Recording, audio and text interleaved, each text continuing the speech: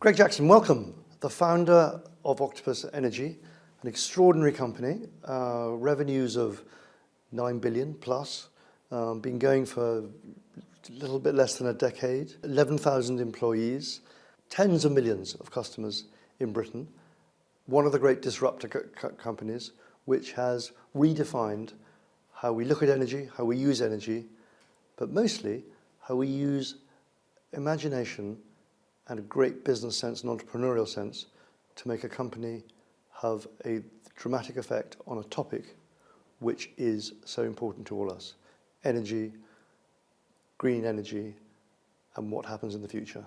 Welcome. Thank you, Geordie. And by the way, it's so hard keeping up with companies that change so much. So I think we're currently a revenue that's closer to $20 billion than 10. We're about 7.5 million customers in the UK, but 10 million globally, 72 million on our Kraken platform. And so, yeah, this is like, it's hard to keep up. You're even bigger and better. This is fantastic news. Are you a disruptor, essentially? Is that what happened? You came in and saw a market which needed turning upside down and reconfiguring. I think quite often, it's almost an off-putting word. It sounds like you're trying to be troublesome. But the academic definition is, in pretty much any industry, incumbents try to increase their revenues by adding more and more bells and whistles to products, making them more and more expensive. And the disruptors are the ones that identify what customers really want and can deliver it more efficiently with better value.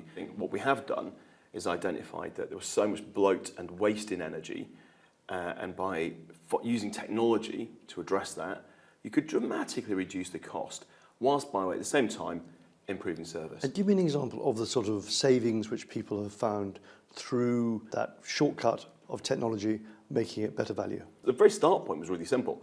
In most European markets, including the UK, pretty much every energy company had really high prices, but it offered a teaser to bring in people on a low price. And as soon as they weren't looking, it would hike the price, maybe 50%, a technique called tease and squeeze. And we thought that we could have such low operating cost through technology that we'd eliminate that kind of two-tier pricing and bring it back so it's pretty much the same in year one and forever. It's a bit higher in year one, but a lot cheaper year two onwards. That totally changed the energy market in the UK and led to the price cap. But I think that more creatively, what you start to spot is in a world of solar and wind, there are times when there's abundant, unbelievably cheap electricity. Now, a lot of people worry about the times when there's no wind.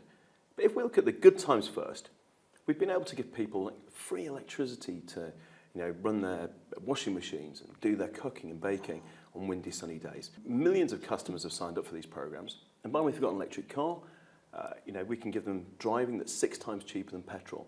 But why are we all feeling energy is so expensive, particularly in the UK, it's particularly expensive, and we all think that net zero is a great goal, but it's going to add to my bill? It's a paradox, isn't it? The vast majority of people are paying more for their energy than basically ever before. And then there's a bunch of people who are paying so much less. And the people that are paying so much less are typically doing it because they're using things like wind and solar and batteries and electric vehicles. The challenge is that the way that our governments and regulators run the mainstream energy system is so inefficient. Instead of them passing on cheap electricity when it's windy and sunny, they kind of try to smear the price.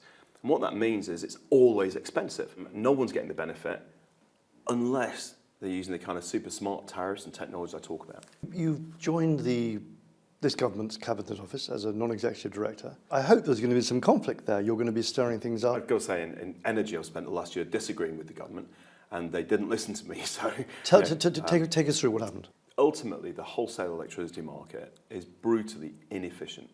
I hinted it earlier, but for example, our biggest wind farm is paid to turn off 71% of the time it could be generating. And we all... And this is hundreds of thousands of pounds. It's billions, in fact, across all of them. So the total cost of wasted wind in the UK has reached about £1 billion so far this year. That's paying wind farms to not generate and then paying a gas plant to fill the gaps. It's set to reach £8 billion a year by 2030. And there's a bunch of back-end reforms that would fix this. It would annoy some of the incumbents. You know, we should let progress needs to change markets for customers. With the cost of wind power being imperiled by wind turbines being turned off at certain times, and the people are rewarded for this, can you take us through some examples? One of the big causes of waste in our electricity system that adds to everyone's bills is called curtailment. And curtailment is when a wind farm could be generating, but it's paid not to do so. And it happens because we built a load of wind farms where there's no grid, where there's insufficient grid to carry the electricity to market. The regulation said if you build the wind farm, until you get the connection, we'll still pay you for the electricity you could have generated. It's like building a factory where there are no roads and then getting paid for what you might have produced if there'd been roads. The kind of crazy world of energy regulations created something. Now, originally, it was meant to be a sort of a short-term sticking plaster, but it's been exploited by companies where it was an actual business model. So increasingly, they get their revenue not from generating electricity, but from being paid to not generate it. These farms could be generating cheap electricity, and instead they're putting our bills up. So it's insane, illogical subsidy. But in that case, that's some combination of like loads of different bits of regulation that have combined to create something grotesque. So it's not just the subsidies, it's also... No, but in effect, it is a subsidy for the people who own that infrastructure and are getting paid for doing nothing. Yeah, and by the way, half the time, well, there's certainly plenty of people that own these wind farms, plenty of the companies, they also own the gas plants that then get paid extra to fill the gaps. They win both sides of the equation, and the losers are consumers. What needs to be done to stop this monstrous waste? There's a lot of ways you could do it, but typically they all involve reforming the back end of energy. Explain what that means. The UK energy market, electricity market, has an auction to set the price. Every electricity generator submits a bid, and then the system operator chooses the cut-off line to give us all electricity. Whichever was the most expensive unit to make it above that line, everybody gets paid.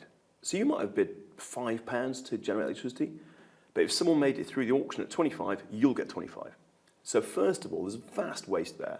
But worse than that, there's then a second stage, because the system operator looks at a map and they realise, it's like Groundhog Day, that there's a bunch of generators that are going to get paid, but their electricity won't get to market because of grid congestion. So they pay them anyway, and then they find somebody else to fill the gaps and pay them. It's a racket. It's a racket. How are you going to stop that?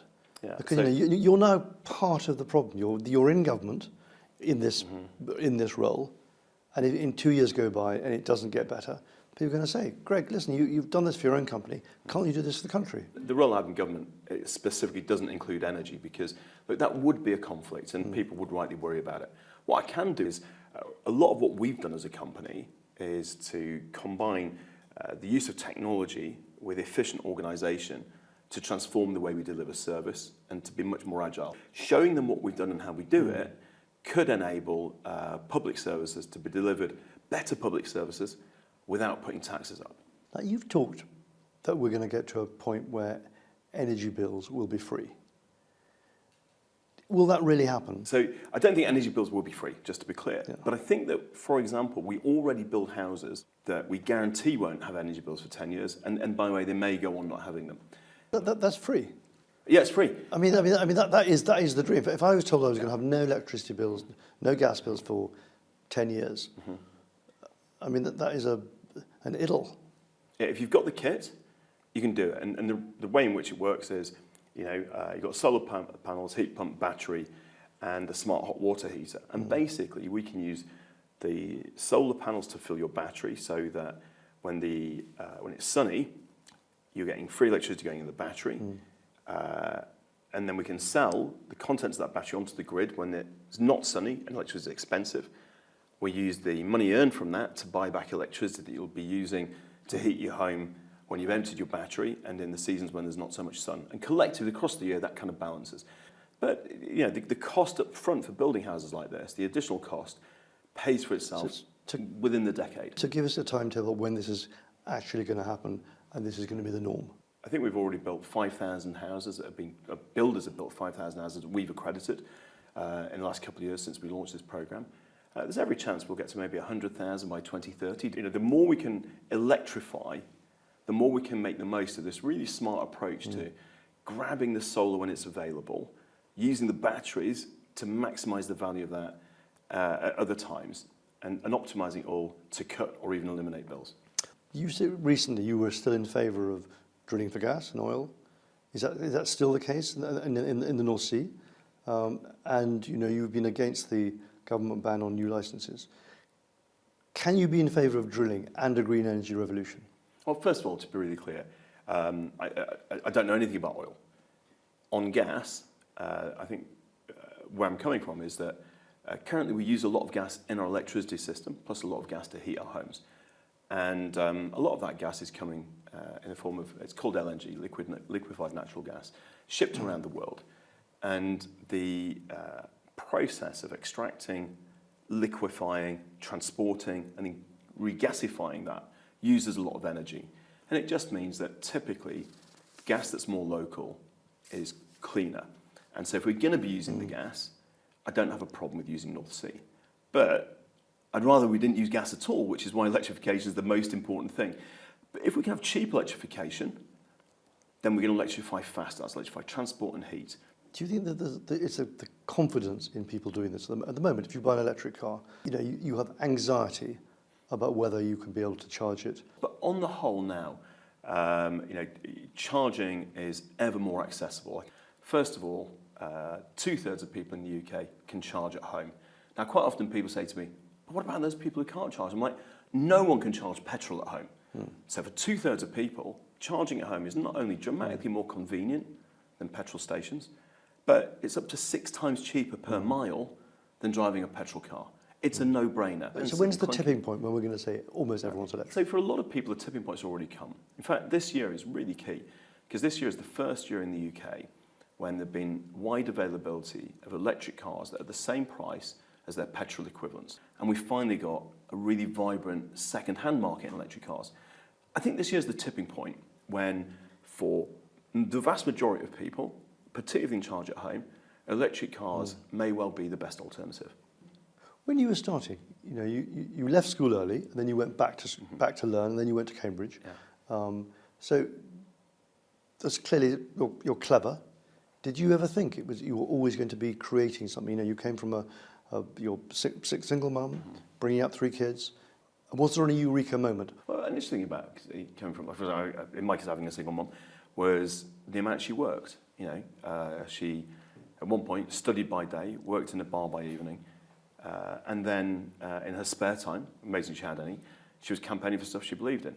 When you live in that kind of environment where someone's just working all the time, there's no bit of you that you don't have a sense of like doing a steady 9 to 5. From a very early age, Mum gave us a little budget ourselves to buy our clothes and do our washing and things like that, because she said, you know, look, she's busy, so we're going to have to take responsibility. And I used that money to buy bits of electronics and learn how to build stuff. And so I think that combination of resourcefulness, hard work, and being able to take responsibility kind of very naturally led to this. And I kind of always knew I was going to be an entrepreneur. We're delighted you're going to be giving the Independent Climate 100 lecture later on this year. America is torn between its different views on green energy, whether it's drill, baby, drill. Which side are you on with Trump? Yeah, I mean, first of all, it's important to understand where a lot of this comes from. I talked earlier about some of the ways the West has gone about the transition have not been helpful. Secondly, the fossil fuel industry really is very nervous now that it seems like in China, demand for fossil fuels is flat, and it's been flat for years now. You know, the end is coming, and therefore the desperation with which they fight change is huge. You know, what's driving a lot of backlash is the impact on households of badly implemented policies and the impact on communities of change. And we've got to find ways to enable doing the right thing for both the economy and the climate now, because that's all driven by the change, but not to leave communities and individuals behind. In politics, we're being led by Ed Miliband on the green agenda, and depending on who you talk to, he's either a zealot who's very single-mindedly going to be myopic over the costs, or he's a crusader who's going to take us to the bright, clean future. Where do you think he is, and How good is he at bringing the country alongside with him? I think he's widely seen as one of the most effective cabinet ministers. No one's in any doubt about kind of what his department is trying to achieve and what they're delivering. What's key now is saying, look, that building a lot of that new infrastructure could be good, but let's do it in the right places. So, for example, Scotland has the capacity to generate 3 times, in fact, it generates 3 times more electricity than it can use. So, if we reorient some of, what he's trying to do and be building the right infrastructure in the right places. For example, you might be building batteries or rooftop solar in the regions that haven't got enough energy. So I think, what I completely agree with is you can build clean energy, and we should be doing, but we should be building the right stuff and then reforming the market so it brings prices down now. So marked out of 10 for Britain at the moment for what we're doing. I mean, 5 out of 10, all right? So on the one hand, we've got a couple of things that are genuinely good. We've got a dynamic consumer market. Consumers have got lots of choice. Unfortunately, though, behind that, prices are way too high. We've got loads of renewables, but our market is so inefficient that they risk putting price, not bring them down. So I think when are we going to say Britain does not have the most expensive energy costs in Europe? Yeah, look, I mean, my proposal on the table last year would have helped stop that. We didn't do that. The government are now obviously under a lot of pressure to find alternatives, and the conversations that we have with government, because we'd still like to be helpful. This is the zoning, local. Exactly, that kind of zonal pricing for the wholesale market would have, turned the tide. And perhaps Scotland in particular would have gone from the most expensive electricity, just about the most expensive in Europe, to just about the cheapest. So, it is possible, and if other reforms can be brought forward that will unlock that, we'd be very supportive. Why are they not supporting you? You make it sound very attractive. It's extremely attractive unless you're an incumbent. Right. But the point really is that technology enables dramatically different service delivery for consumers, and in many markets that's happened. In a market like energy that's so dominated by incumbents, their lobbying holds back change, and consumers suffer. If you had the Prime Minister, and you are one away from him, really, by being on the board of the Cabinet Office, 2 things Britain should do, which you could say do now, what would they be? The first thing is we need to take on those incumbent interests and bring prices down. And we bring them down by squeezing out waste and building the new infrastructure in the right places so that people pay less. That's absolutely crucial, because otherwise we get this backlash. What's the cost of building a new infrastructure? For example, if we reform the market, we could save 30 billion just on grid alone. If we don't reform the market, we're going to be spending, 70 billion, maybe more on grid. So these are crucial economic facts which could alter the well-being of UK's wallet. I think it is one of the most important things that our nation could be focusing on. And every time I meet other businesses, they talk about energy costs. Consumers put energy costs, I think, number 1, number 2 in their list of things they're worried about. So the big thing here, though, is it doesn't mean sacrificing the work we're doing on the energy transition. It means using these new technologies the way they're meant to be used, rather than trying to kind of, fit a square peg in a round hole. So you're a big investor in the kind of wind farms we're talking about, offshore, which Trump hates. Why is he wrong? First of all, onshore wind is cheaper than offshore. It was banned in the UK, in England anyway, for a long time.